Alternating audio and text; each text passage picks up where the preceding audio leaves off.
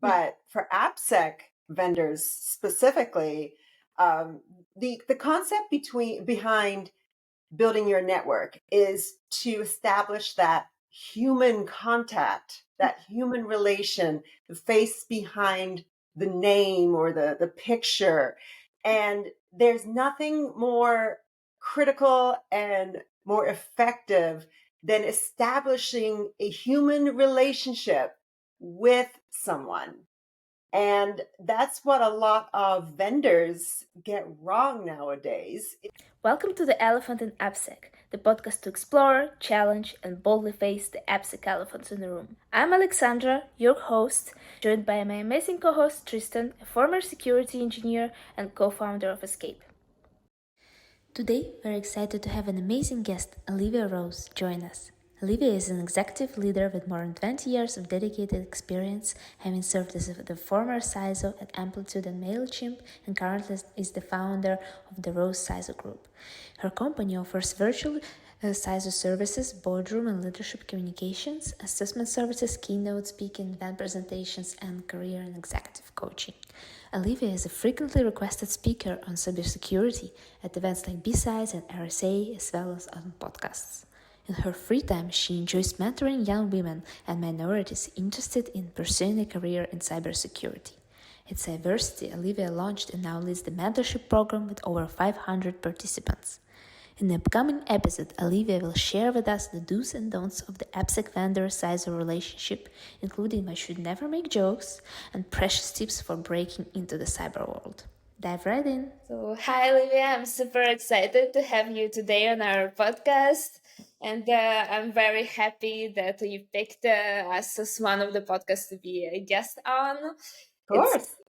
It's if you have a wealth of experience in the cybersecurity field, and also like I think you came from a completely different background and then kind of evolved in cybersecurity over the years, which is also could be a great example for people who might be thinking, should I switch and how I'm going to like excel. And I've been going, through your LinkedIn and ever like on social media. Oh, How to don't try do to that. be Scary. better. So I think you mentioned recently that building your network Alexandra, I think you. the best and the most viable way, to get into cybersecurity for those who want to, build their career or just curious.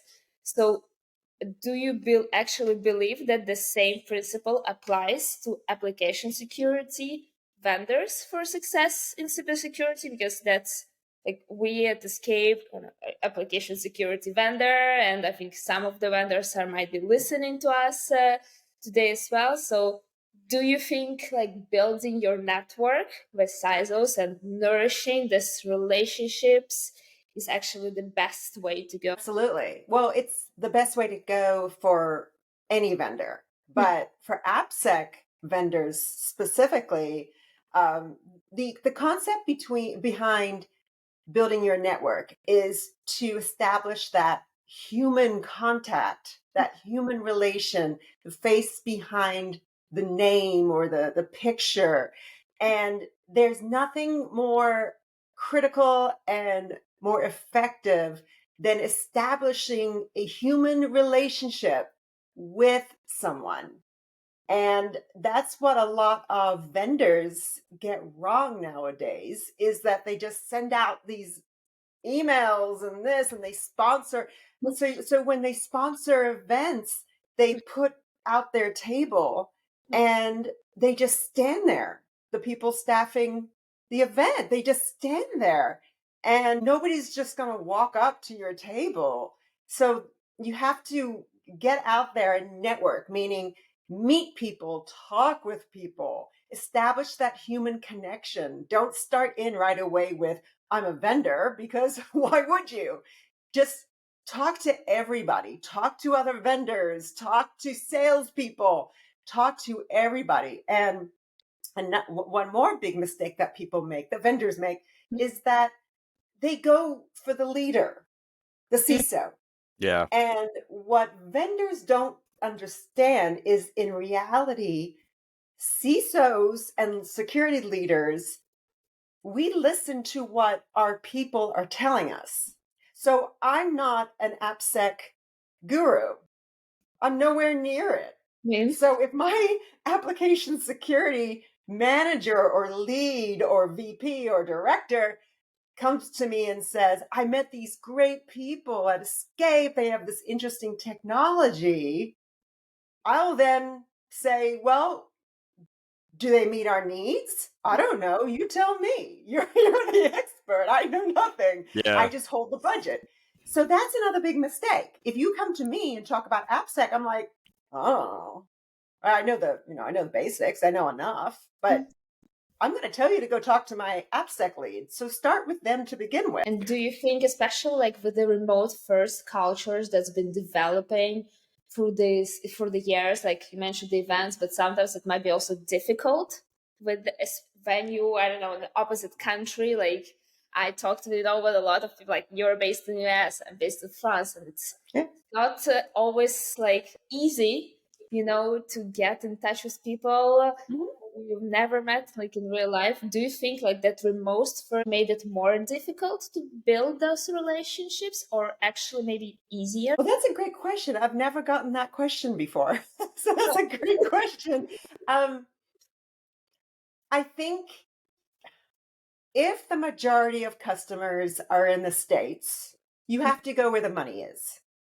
And if this is the most effective way to build those relationships and make sales, then pick very specific events and really, really go for it. So do more, try harder than American vendors are. American vendors, let's talk about RSA, which is the biggest event, right? Everybody, exhibits there.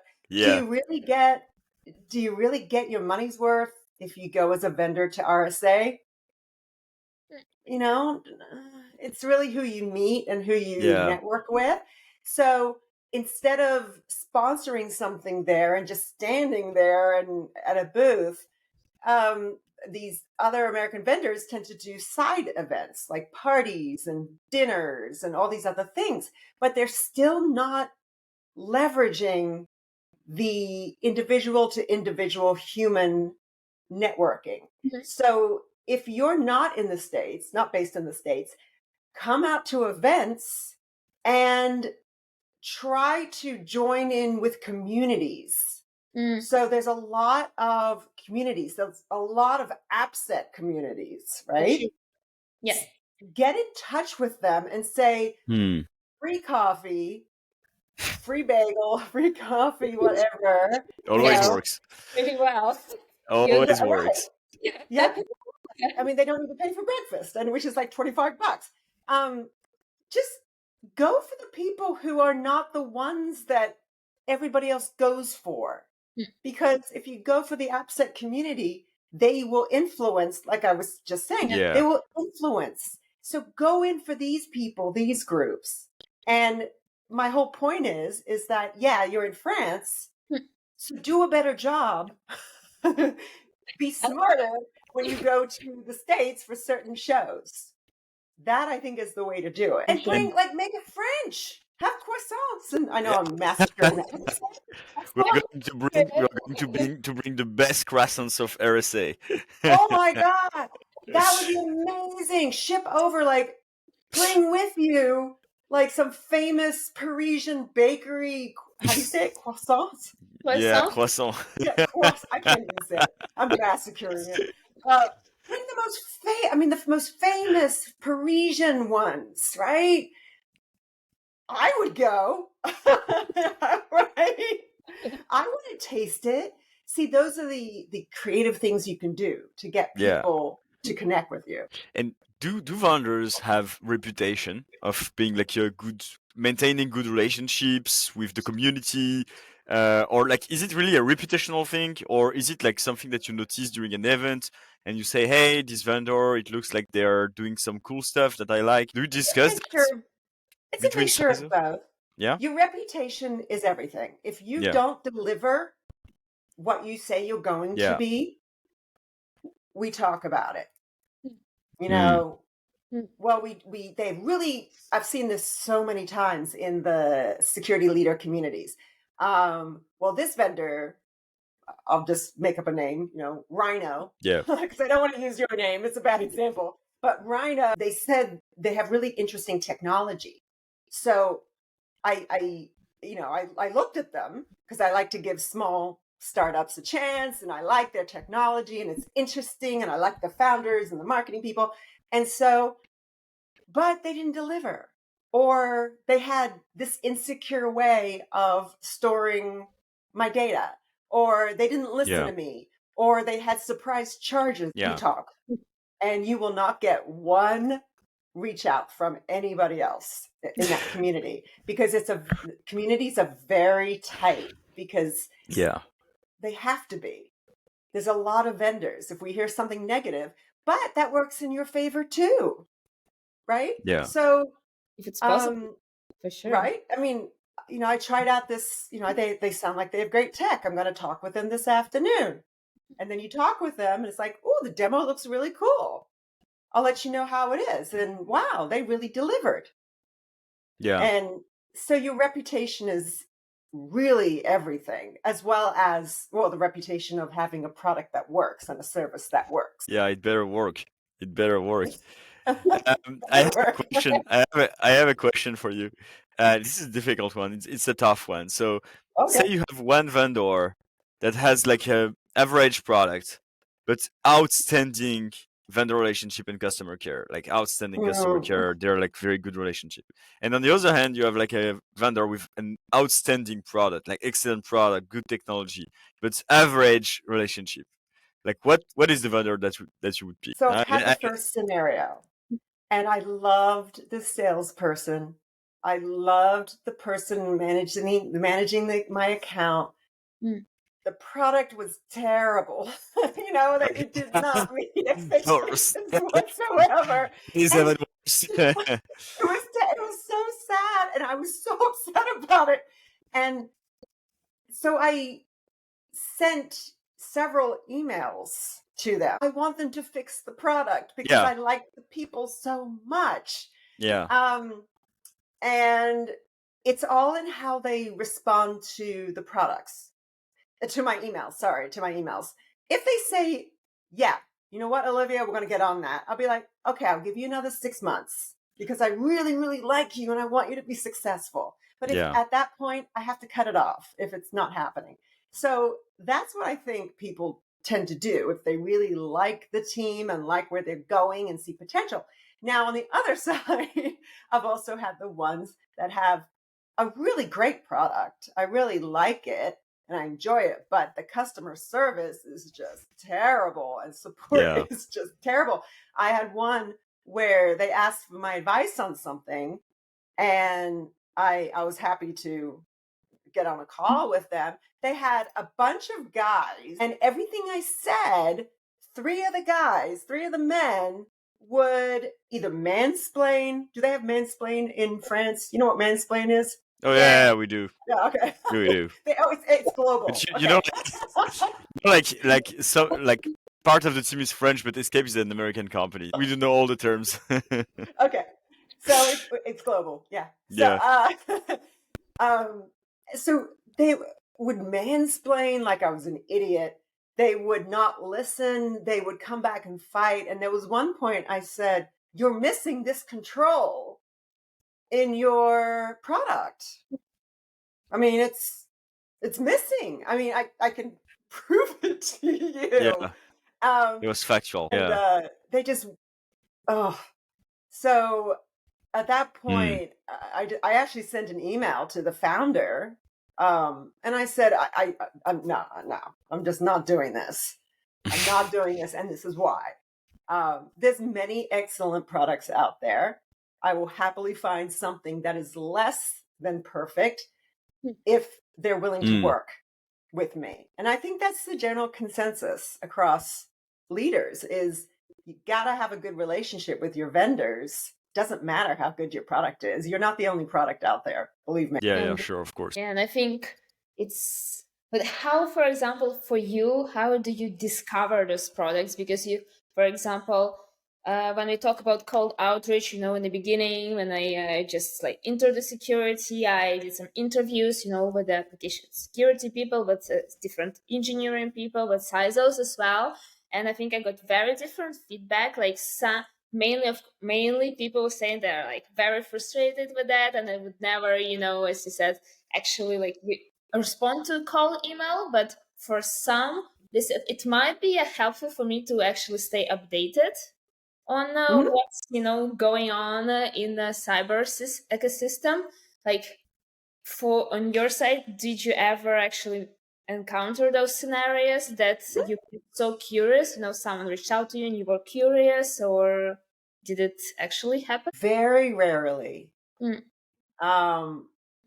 Yes. So to speak first on the first topic, there's so much email and cold outreach that, however, if you're really, really lucky, sometimes, I mean, as a vendor, sometimes an email you send hits at just the right time that I'm concerned about something. And it hits at just the right time. Yeah. And that's why I say it's rare. And so what I tend to do is I'll scan the email. If it seems really interesting, yeah, it depends if I have the need, if I would respond. But the most effective way, honestly, is to be introduced by somebody in the community. The number one way. If you have someone who can vouch for you and that person knows me or is connected to me, then if they send a LinkedIn message or something on your behalf or an email, or they reach out to me directly, that is the most effective way. But sometimes, I hate to say it because I don't want to promote these cold emails, but rarely, if I'm looking for, if I just kind of go, oh, API security, and then you send an email, it's like, oh, but that rarely happens. And so if the best way is to be introduced, by the community, what's the worst way that you've seen? Oh, the emails and the jokes and the jokes aren't funny. Do you remember any? Oh, no, I don't. I just go, oh, I can't. Oh, there was one I got. Oh, it was terrible. So, when vendors make their pitches, so they're going in and they're making their pitch, I got one from a salesperson that said, I blah, blah, blah, blah, blah. I don't want to pitch slap you with my pitch.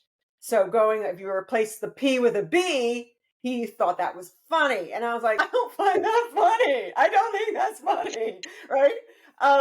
And so what I actually did was screenshotted it and I shared it on one of my Slack communities of senior leaders going, this is horrible.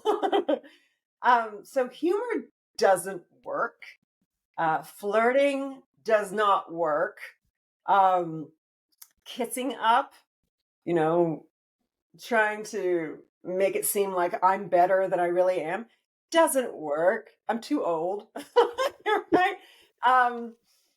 Saying, you're so accomplished and this and that. Hey, would you mind talking to us? I'm not that great. I mean, right? Yeah, there was a lack of genuine relationship and interaction. Be authentic and genuine. I mean, if you have a much better chance if I can tell that you read through my profile and you saw what I'm interested in and you actually read stuff and you commented and said something about that or something that we have in common, I would go, okay, all right. And I would read the rest of the email. You have a much better chance then. But yeah, in general, they just don't work. These cold emails. And don't call. Do not call ever. Well, on my side, I never call because don't worry. Yeah. And on LinkedIn, you're super active, on LinkedIn. So it's possible that people see all your posts and Like, does it work, this reaching out, if they actually, read any of them? It depends. Hmm. It depends. I have certain soft spots. There's certain things I care about, and I think if you read my profile, in my post, you get a general idea what they are. If you go in and if you speak about that and what maybe you're doing to help out those causes, that's what I would care about more. But it really depends. I mean, it depends. But again, I'm not. I mean, the CISO is not necessarily the decision maker all the time. Like I was saying, it's for some reason everybody cold messages CISOs. Yeah. And it's the last group that should be, cold messaged, really, because we get so many emails. You should be reaching out to the people who do the work, saying, I have something that is going to solve your problem. Let me show it to you, and have them be your champion up to the CISO. And so this is for a role based, and if we're talking also, because one of posts that you done was also about like balancing industry specific focus with the business, like with the strategy and like strategic business drivers. So how do you on your side balance this industry specific focus with the actual business drivers? Because I think you get a lot of pressure potentially from the everyone in your organization, but especially from CISO, like other people in the CISO. Then how do you actually balance that? Because you've worked, I think, as a consultant as well in multiple companies. So I think you've experienced like so much. What is your like outtake on that? So in my prior role as a CISO, I'll talk to that. So there's a huge amount of pressure. You're right, from everywhere. It's coming from everywhere. And then at the back of your mind it's always what happens when I get that text that there's a breach at 3:00 in the morning, and it's the one. So you're always worried about what's that little thing in the back of your head. So I think it makes. I think it goes back to what kind of CISO you're trying to connect with. Now, people don't agree with me here. This is my opinion, but this is what I think, and I've always thought this. There are two kinds of CISOs, and one is very technical, and one is very strategic in governance. Now, on both sides, even if you're very technical, you still need to have a middle level understanding of strategy and governance. And the same thing for, I'm on the strategy and governance side. I still need to have a medium understanding of technology. You can't be just technical or just strategic. But I know a really fantastic CISO. She is highly technical, and she loves all the new stuff. She loves demos. She wants to see the product. So the key is figure out what kind of CISO your target is. They're one or the other. I guarantee you. Nobody is equal on both. They will tell you they are, but that is not true. You cannot be. It's both sides of the brain. I think I've met one person in 22 years who is equal on both sides. And they are rare. We call them purple unicorns. They are not real. So, and we call them purple unicorns because all these job descriptions and job openings want to hire somebody who's equal, and it's like, good luck. So when she's meeting with a vendor, quite often, of course, because she's a female, they think she's not technical, but she completely makes them well aware of the fact that she's highly technical. But the way to approach her is to literally show her the product right away.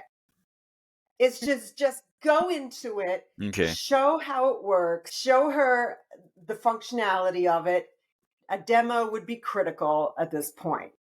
That's her. And then after that, she would have conversations as to where does this fit into my roadmap, my strategy. On the other hand, if you come to me, if you put a demo up there, I'm just like, I need the why. I need to understand where this fits in. I don't know what you're talking about, right? Like, this looks cool. I like it. It's pretty, and I can see it meeting a need, but you need to, in my brain, where does this fit in? Once you tell me where it fits in to my security program and my strategy, then I go, show me it. I want to see it. I want to see it in action.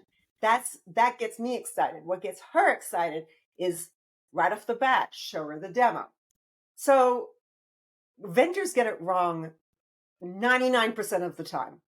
I'm telling you, 99% of the time. How is it more about from the beginning, when you're trying to build this relationship, that you can actually identify, if the person is more technical or okay. It's not hard to figure out or ask around. I mean, just if you look at my LinkedIn profile, you'll see my background. You'll also see the kind of posts that I make. Now, if you look at, she doesn't post that much, but if you look at another CISO who is highly technical, look at what they post. They tend to talk about technical problems. I talk about strategic problems. It's not hard to figure out. So if you come up to an event and you sit next to me and you start talking to me, don't start in with the technical jargon. Don't start in with the technical jargon, because I will literally go like this, like, I need another cup of coffee before I have this conversation. I need to go get a cup of coffee, right? And so if you're a vendor, if you present to a room, if you have that opportunity that you've paid a lot of money to do, try to figure out the majority of people in the audience. If it's kind of both, then try to incorporate both right at the beginning. Grab the attention of both types of people. Yeah. Do you value, like, this is, I mean, like, for instance, on your end, if you want to start with the strategic side, because this is your way of managing the risk, like you manage the risk as a CISO, would you, for instance, value like a vendor that has some kind of like material that accompany you towards like the deployment, towards making sure that you are successful? Yeah. So this would be the things that you'll try to evaluate when you discuss with them in the first place. Before the product. I've had conversations where what I care about is my team and the business and running it, and as the leader. And if you're going to introduce a lot of stress to my team, whether that comes in their needing a lot of their time, needing a lot of their knowledge, it doesn't work. They have to do all this remediation or fixing stuff or changing stuff beforehand. I look at that and go, I don't care how great your product is. I really don't. What's going to happen is you're going to take hours and hours of work, possibly days, from my team that they need to be working on other things. Or I need to go hire someone or pay you to implement this. And I'm not going to do that. I'm just not. So just make it easy. If you give that documentation or guidance, just even a free resource. I had one for this tool, and it was over 6 weeks, an hour per week, because I had to do stuff to catch up in between. The team had to do, we had to kind of learn as we went. It was free, and it made it work beautifully from the very start. I don't think it would have worked that way if we had to figure it out ourselves. So it's critically important to think about the impact on the people who are actually implementing it on your behalf as the vendor. If it doesn't work, it becomes what I call a very expensive doorstop You know, those things that you put at the bottom to keep the door open so the Yeah. cat can go in and out outside and doesn't whine and scratch at the door. That's what it becomes to me. And that's where it's going to stay. And I'm not going to renew. And I think you also like share a lot of, as a CISO, it can be like the role. It can be you actually have application security team, but sometimes it might happen that you have like no one to back you up on that side. In this case, how do you, for example, manage these relationships with the vendors? Is it the developers? Have you ever been in a situation where it was the developers that you had to interact with directly, or the technical team, not specifically security people? Were they on a different team at my company? Yeah, for instance, you like needed to secure like applications that were or products that were developed internally, but there was no application security team or application security person. So you would have to deal directly with the developers and the engineers working on those projects. Has it happened already? Oh yeah, and it's an interesting relationship. You know, the love-hate relationship between security Yeah. and tech teams. Yeah. Among them AppSec, application people and engineers, because they want to move fast. They're excited. They want to get stuff done. That's how they're evaluated, is how many features did we release this quarter? And if you have a security team that has a reputation of being difficult to work with, or you add time and problems to the developers and the engineers, you're in trouble. You're done. They won't work with you. Yeah. They won't bring you in. And so ideally, you want to be invited to the party. You know, the party starts when they start the design phase. You want to have such a good relationship with that team that they invite you to hang out and be part of the design phase. So you can say, oh gosh, we got to make sure to get privacy and legal involved with this because it's going to involve PII data. You know, sometimes you find out at the end of the process, what? It has PII? There's been a couple of times like that. And I've literally gotten onto Slack, and the privacy officer was 3 hours behind. They lived in San Francisco. And I would post on Slack, like, good morning, with like the sunshine. And then another one, it's a great day. And like, blah, blah, blah, blah. And then I would say, now that you've read those, so-and-so group is planning to deploy in about a week something that has PII. So call me when you get this, or let's meet. It happens, it happens. So you've got to maintain this dance with them. You've got to be invited to the party.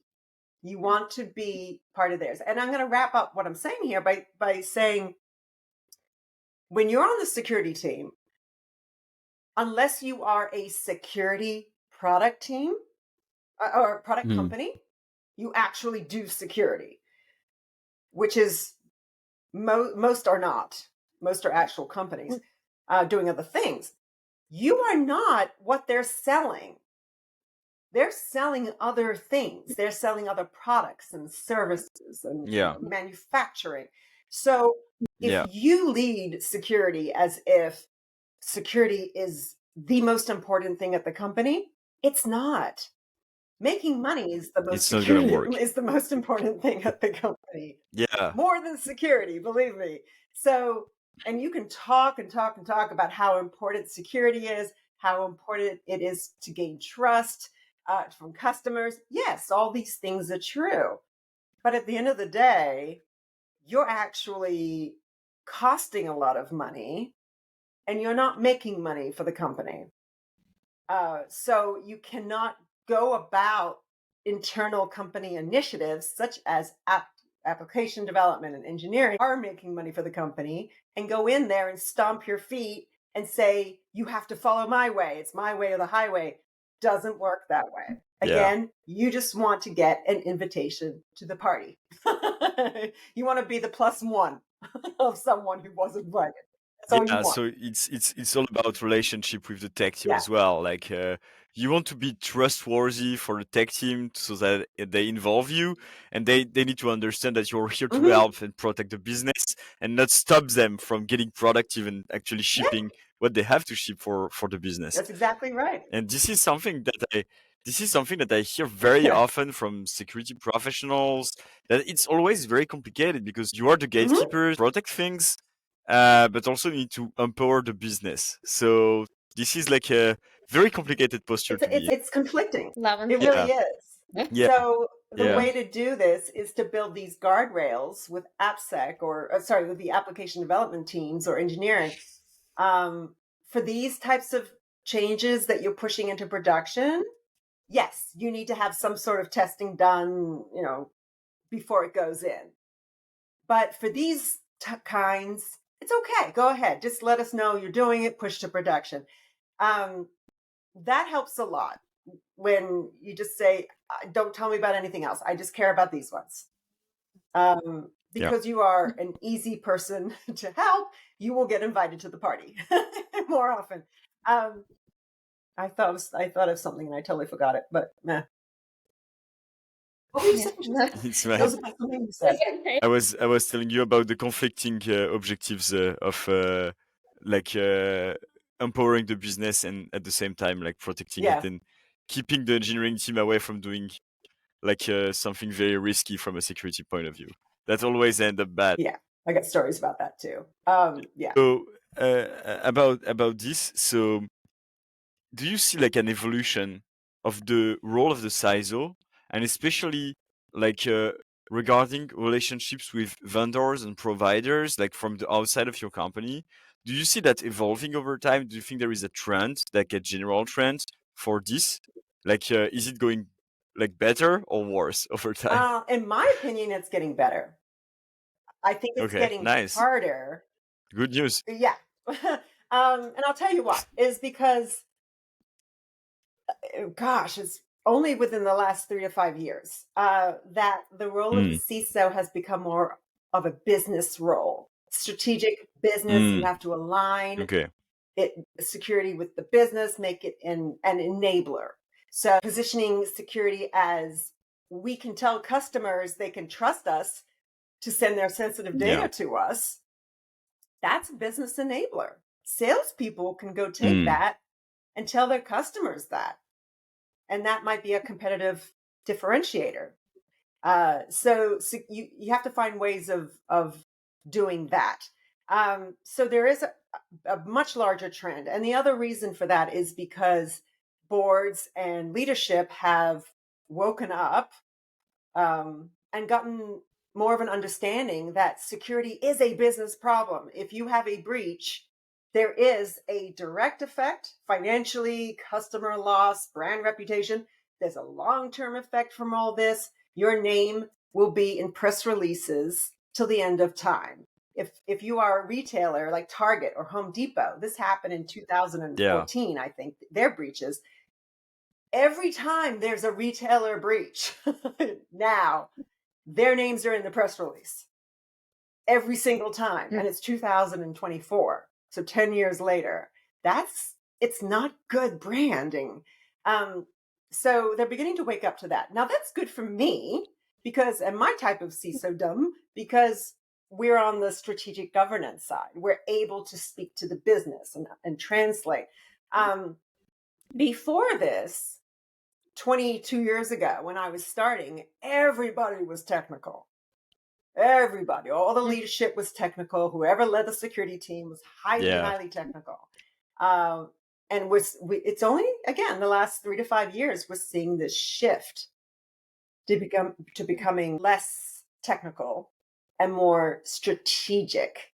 So it's important for people who are in this industry, if you want to go up into leadership, as much as you hate it, you have to learn soft skills. You have to learn how to speak to different audiences and tailor the message and be strategic. But I think like being strategic, it's something that you develop, over time. You don't just wake up, overnight and actually be able to have this like vision skill, like strategic skills, and actually know how to build Yeah. strategy for organization. So, for example, for someone who is just starting to be passionate about security, maybe is not that passionate about technical side, what would be, your tips, I guess, to actually build this,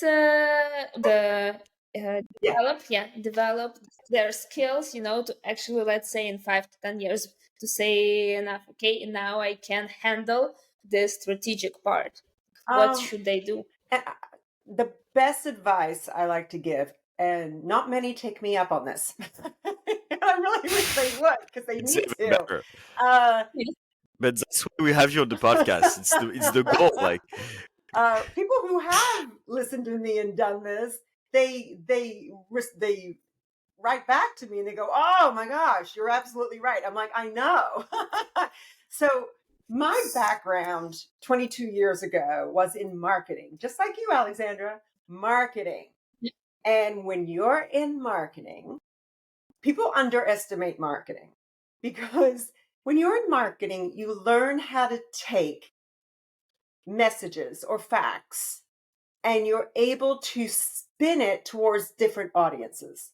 So, Alexandra, if you're talking with a very technical person, you know how to spin escape to appeal to that person, right? You know how to spin the message. You also know how to spin the message if you're talking to someone in human resources, if you're talking to somebody in legal. There's very different ways that you have to speak to different kinds of functions to get what you want from them, to connect with them, to resonate. If they don't know what you're talking about, or worse, they don't think that it's relevant to them and what they do every day, they're going to just forget. They don't know what you want. They're not going to do what you want or need them to do. So what I say is, for first, don't underestimate marketing. It is, you learn how to write, you learn how to speak, present. So I always say, go on YouTube or whatever educational platform. You don't have to pay for it. Find a free one. Get a basics or introduction to marketing course and take this course and learn how to position what you're trying to do or say or get or you need to different types of people. It is so important. And from that, right. And I have a particular beef. I am not afraid to say this. I have a big concern with how the younger generations communicate with Gen X's, and Gen Xers communicate with the younger generations. They're two very different communication styles. And if the fact is, the hard truth, and you may not want to hear it because I'm a Gen Xer. I'm almost a baby boomer. I'm just kidding. I'm almost there. If you, if right now the leaders in security are mostly my age, right? They're not young. They're not young people, right? So if you're young and you want something or you need something from me, do not write with emojis and hey, or be overly friendly, or or short sentences or acronyms or misspelling of words. It doesn't, I'm like, what? It's like a foreign language to me, right? And vice versa. But think how much more effective it is if you do write in a professional manner that I write with, right? And vice versa. If I'm speaking with a HR coordinator, it's her second job out of school, so she's young, and I need her to start doing background checks or to document. We do background checks on everybody.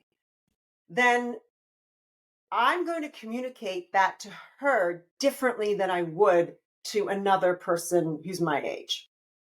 because I'm going to tell her the why. I'm going to explain. Younger generations tend to, they feel that they want to understand why. Tell me why. Why do I need to do this? And then what's the importance? What's the impact on the world? What's the impact? And the older generation tends to go, here, just do it. Okay. All right. That's how that's how Gen Xers work. Right? You tell me Yeah. that I have to start doing, okay. And you tell me it's for SOC 2 compliance? Okay, I'll start. Right? But if you're talking to a millennial or a Gen Z, they want to know why. Why does it matter? Right?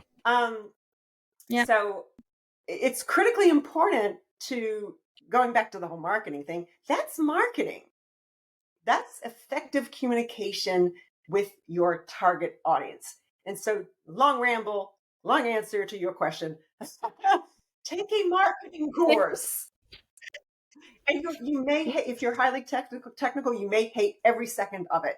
But once it's done, you will find it hugely beneficial in your career. This is a very interesting answer, Olivia, and especially because you spoke about the gap between generations, and I think the younger, not only that there is a difference between the older and the younger generations, but in the younger generations of engineers, such as Alexandra and I, we're both like younger generation of engineers. There is more and more appeal for learning marketing and communication than it was in the previous generation. Yeah. And I think the new generations of cybersecurity professionals, deeply technical, also are more at ease with communicating than the older generations that were separated between very technical people and very strategy management, soft skills people. And I think like the newer, they like to understand the technical stuff, and they want also to understand the soft skills and communication part. So it's a very interesting, and we see it at Escape, because the team is rather young, and the engineers, they love to do presentations, they love to speak about what they do. Some of them want to try sales sometimes, or want to participate into marketing projects. So there is really a new generation that is at ease with both, or more at ease. And I think that's very interesting to see how this will shape the business, and especially in cybersecurity, where in the older generations, it was very difficult sometimes for the cybersecurity professionals to communicate properly. Yeah, I would agree with that. I think the older generations were more siloed. We stay in what we know. We're used to it.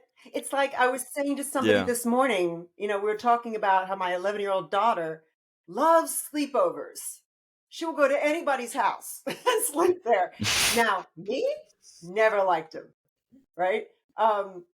I like to wake up in my own bed, have my food. It's very similar to that, right? It's like, I like things the way I have them. But the younger generations are like, oh, yeah, sure. Yeah, I'll try this. I'll try that. Yeah. I'm like, no, I don't want I think the younger generations, I know you scare me. I'm not even on Twitter. I am not smart. I know this sounds terrible, or X. I'm not smart enough to figure it out. I have gone on X. I have tried to figure out how to use it. I think I have a long lost account somewhere. I can't figure it out. And so I just go, I'm not even on X. I'm not on Instagram because can't figure that one out either. And then Facebook, I used to be on because it used to be easy to use. Now it's a lot harder, but I just don't really have the time for it. And I don't like seeing other people's business, to be honest. I don't care about other people's lives, to be honest.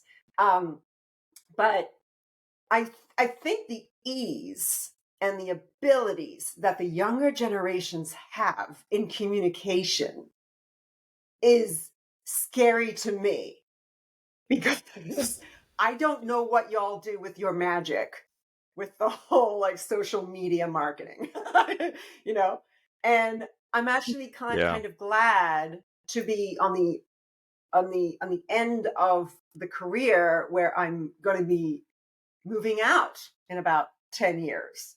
I'm kind of glad to do that because it's it's scary. Like AI and whole LLMs. A lot of people like me, we like them. We think they're cool.